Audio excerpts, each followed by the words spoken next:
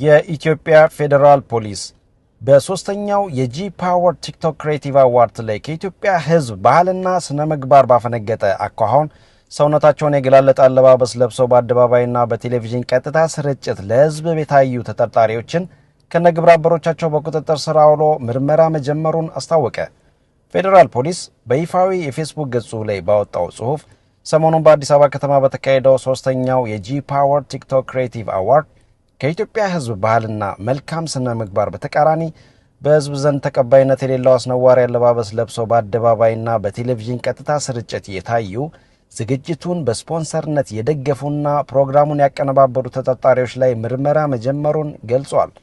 ግለሰቦቹ ወንጌላዊት ገብረ እንድሪያስ በርሄ፣ በረከት ጸጋዬ ጅፋር፣ መቅደም ደረጀ መንግስቱ፣ ግሩም ገዛኸኝ ቀጨኔና ዮሐንስ መኮንን ኃይለማርያም የተባሉ መሆናቸውን ፌዴራል ፖሊስ አመልክቷል። አያይዞም ከህብረተሰቡ ባህልና እሴት ያፈነገጡ አለባበሶችና መጤ ባህሎች ተስፋፍተው በትውልዱ ላይ አሉታዊ ተጽዕኖ እንዳያስከትሉ ተጠርጣሪዎቹ ላይ የህግ ተጠያቂነትን ለማረጋገጥ የጀመረው ምርመራ አጠናክሮ እንደሚቀጥል አጽንኦት ሰጥተዋል። ምርጫ ቦርድ የሰባተኛው አገር አቀፍ ምርጫ የድምፅ መስጫ ቀን ግንቦት 27 እንዲሆን መወሰኑን ይፋ አደረገ። የእጩዎች ምዝገባ ከጥር 1 እስከ የካቲት 1 እንዲሁም የመራጮች ምዝገባ ከየካቲት 7 እስከ መጋቢት 7 እንደሚካሄድ ቦርዱ ዛሬ ይፋ ባደረገው መጨረሻው የጊዜ ሰሌዳ ላይ የሰፈረ ሲሆን በቴክኖሎጂ በመታገዝ ራሳቸውን በመራጭነት የሚመዘግቡ ድምፅ ሰጪዎች ደግሞ ከጥር 15 እስከ መጋቢት 27 ባሉ ጊዜያት መመዝገብ እንደሚችሉ ተገልጿል። ለምርጫ ተወዳዳሪዎች የምርጫ ቅስቀሳ ማድረጊያ ከጥር 1 እስከ ግንቦት 19 ያለው ጊዜ ተይዘዋል። በምርጫ ክልሎች ደረጃ ጊዜያዊ የምርጫ ውጤት የሚገለጸው ድምፅ ከተሰጠበት ማግስት ጀምሮ እስከ ግንቦት 29 ድረስ ባሉት 5 ተከታታይ ቀናት ሲሆን ቦርዱ የመጨረሻውን የምርጫ ውጤት ይፋ የሚያደርገው ሰኔ 4 ቀን ይሆናል።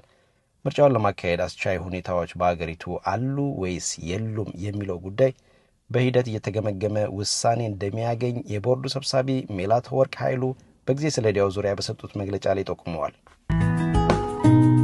የምርጫ ቦርድ ሰብሳቢ ሜላትወርቅ ኃይሉ የህወሓትን ህጋዊ ሰውነት ለመመለስ ከህወሓት ጋር የተጀመረ ምንም አይነት ውይይት እንደሌለ የሰባተኛውን ሀገራዊ ምርጫ የጊዜ ሰሌዳ ዛሬ ይፋ ባደረጉበት ጋዜጣዊ መግለጫ ላይ አስታውቀዋል። ሜላትወርቅ የህወሓት ህጋዊ ፍቃድ መሰረዝ በፖለቲካዊ መንገድ ከታየ በፖለቲከኞች መካከል የሚፈታ እንጂ ቦርዱን አይመለከትም ብለዋል።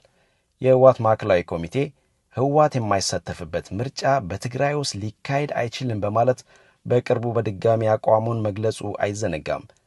ሜላትወርቅ የትግራይና አማራ ክልሎች የይገባኛል ጥያቄ ባለባቸው ወልቃይትና ሁመራ ስላለው የምርጫ ጣቢያዎች አወቃቀር ለቀረበላቸው ጥያቄ የምርጫ ጣቢያዎች ልየታ በሂደት ላይ መሆኑንና ጥር 20 ቀን በአገር አቀፍ ደረጃ የምርጫ ጣቢያዎች ይፋ ሲደረግ እንደሚገለጽ ተናግረዋል።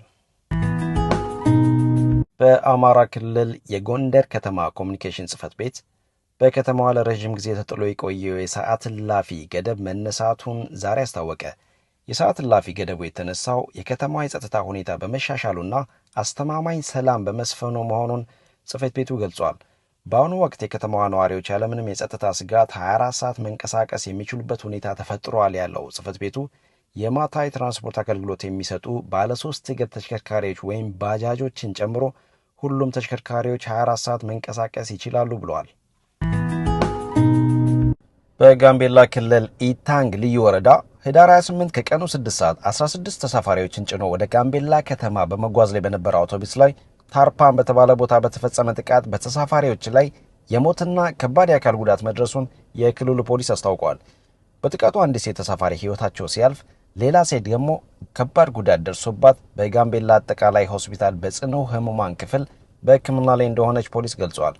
ታጣቂው በመጀመሪያ በስራ ላይ በነበረ የትራፊክ ፖሊስ ላይ ለመተኮስ ሲሞክር መሳሪያው እንደከሸፈበትና በዚህ ወቅት የአካባቢ ፖሊስ አባላትና የፌዴራል ፖሊስ አብዛኛዎቹን ተሳፋሪዎች ማዳን እንደቻሉ ተገልጿል። ፖሊስ ተጠርጣሪውን በቁጥጥር ስር ለማዋል ጥረት በማድረግ ላይ ነው ተብሏል። የግብጽ መንግስት በቅርቡ ሴቶችና ፍቃድ ያላቸውን ጨምሮ ከ150 በላይ ኤርትራውያን ስደተኞችን ይፋዊ ምክንያት ሳይገልጽ በኤርትራ ኤምባሲ በኩል ማባረሩን በአገሪቱ ውስጥ የሚኖሩ ኤርትራውያን እንደነገሩት ጠቅሶ ቢቢሲ ትግረኛ ዘግበዋል። ኤርትራውያኑ የሚባረሩት ከካይሮና አካባቢዋ በማስወጣት በተለያዩ እስር ቤቶች ለወራት እንዲታሰሩ ከተደረጉ በኋላ መሆኑን መስማቱን ዘገባው ጠቅሷል። ኤርትራውያን ስደተኞች ከሀገሬው በተለየ የሚከተሉት የአለባበስ ዘይቤ፣ የአልኮል መጠጥና የቡድን ጸብ በግብፃውያን ዘንድ ቅሬታ መፍጠሩን ኤርትራውያኑ እንደገለጹለት የዜና ምንጩ ጠቅሷል። ስደተኞቹ ካይሮ ወደሚገኘው የኤርትራ ኤምባሲ ከተወሰዱ በኋላ ወደ ሀገራቸው እንዲመለሱ እንዲስማሙና ፈቃደኛ ካልሆኑ ያለምንም ፍርድ በእስር ላይ እንዲቆዩ ይደረጋሉ ተብሏል። ሆኖም የኤርትራ ኤምባሲ ሕጋዊ የስደተኝነት ምዝገባ ወረቀት ያላቸው ስደተኞች ወደ ሀገራቸው እንዲመለሱ እስካሁን እንዳላስገደደ ዘገባው አመልክቷል። ከዋዜማ ነው። ኢትዮጵያ የሱዳን ፈጥኖ ደራሽ ኃይል በምስራቃዊ ሱዳን ብሉ ናይል ግዛት በኩል በሱዳን ጦር ሰራዊት ላይ ጥቃት እንዲከፈት የማሰልጠኛ ካምፕ ፈቅዳለች በማለት የሱዳን ወታደራዊ ባለስልጣናት መናገራቸውን አልጀዚራ ዘግበዋል። ይህንኑ ተከትሎ የሱዳን ጦር ሰራዊት በምስራቃዊ ሱዳን አዲስ የውጊያ ግንባር ሊከፍት ማሰቡንም ዘገባው ጠቅሷል። የሱዳን ወታደራዊ ባለስልጣናት ኢትዮጵያ የፈጥኖ ደራሽ ኃይሉን በሚደግፉ ሌሎች ሀገራት በኩል ከቡድኑ ጋር ወታደራዊ ትብብር ታደርጋለች ማለታቸውንም ዘገባው አመልክቷል። በተለይ የብሉ ናይል ግዛት አዋሳኝ በሆነው ቤንሻንጉል ጉሙዝ ክልል በኩል ለፈጥኖ ደራሹ ኃይል የጦር መሳሪያ ይገባለታል በማለት የሱዳን ባለስልጣናት ተናግረዋል ተብሏል።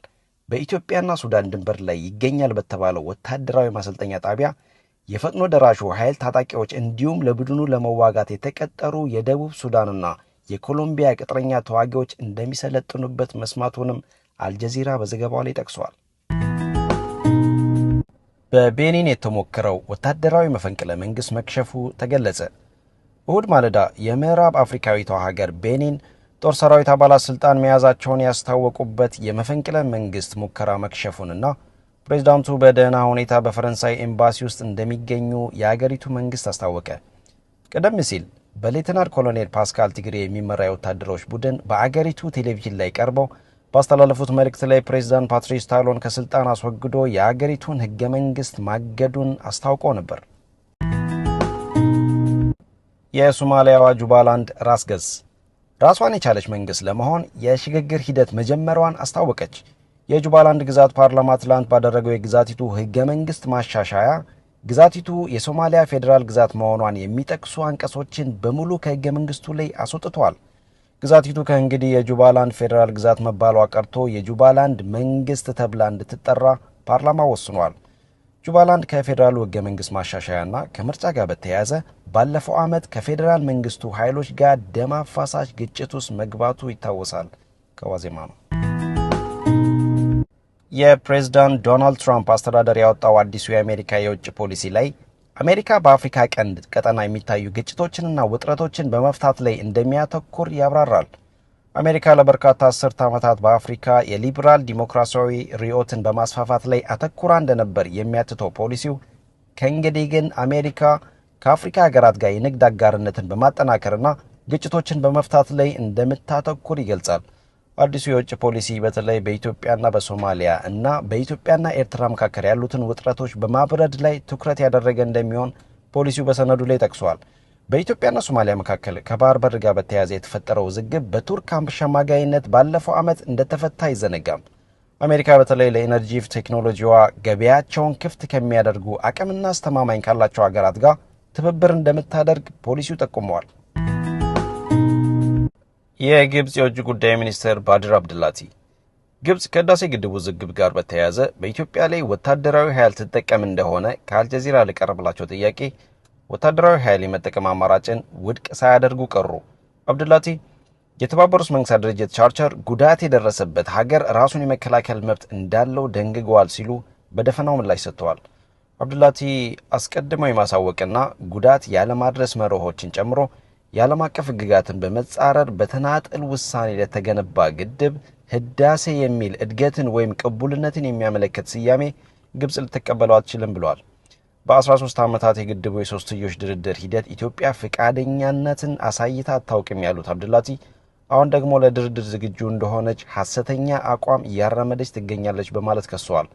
በግብጽ የውሃ ደህንነት ውስጥ ጣልቃ መግባት የህልውና ስጋት ነው በማለት አብድላቲ ያስጠነቀቁ ሲሆን ግብጽ የህዝቧን ዕጣ ፈንታ ለአንድ ሀገር የተናጠል ውሳኔ ወይም በቃል ደረጃ ለተገባ ቃል ኪዳን አሳልፋ እንደማትሰጥ ገልጸዋል።